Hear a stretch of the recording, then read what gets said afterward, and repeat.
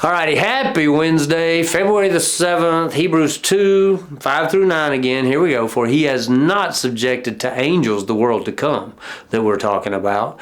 But someone somewhere has stated, what is man that you remember him, or the son of man that you care for him? You made him lower than the angels for a short time, and you crowned him with glory and honor and subjected everything under his feet. For in subjecting everything to him, he left nothing that is not subject to him.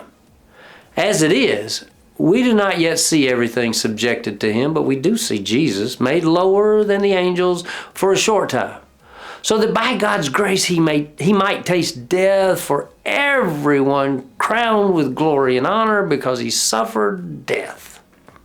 So yesterday I mentioned this reference to humanity, and that the title that we see for the reference to humanity is the Son of Man. And we see that in Ezekiel, because Ezekiel referred to himself as the Son of Man, and then Daniel refers to the Son of Man in a prophetic sense as the one who approaches the throne of God sinlessly, which can only be Jesus.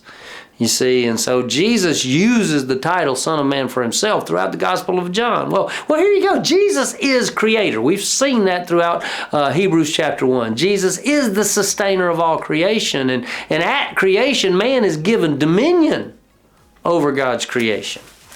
Man sinned and he fell. Man handed over dominion of creation to the enemy.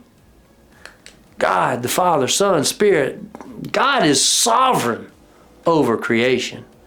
And yet Satan, the enemy, the adversary, has been given a freedom to work in creation against God, against God's work. We know it. We experience it. We are tempted. You see, we see references even where Satan requests God's permission to do work against God's people. You see, in the salvation plan of God, where man failed, Jesus became the man to succeed. He was born of a virgin in a manger. We celebrated it at Christmas time. See, he lived for that time as a man, and he finished his work and received his glory and honor. All creation is subject to Christ. There's nothing that is not subject to Christ. I'm subject to Christ. I'm subject to Jesus. We're all subject to Jesus. Some reject Jesus' authority.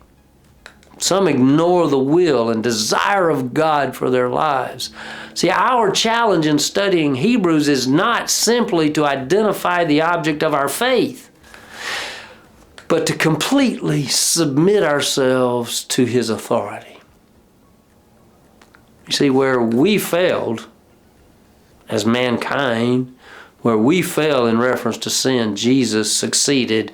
Jesus has succeeded. I will surrender my will for his will. See you tomorrow.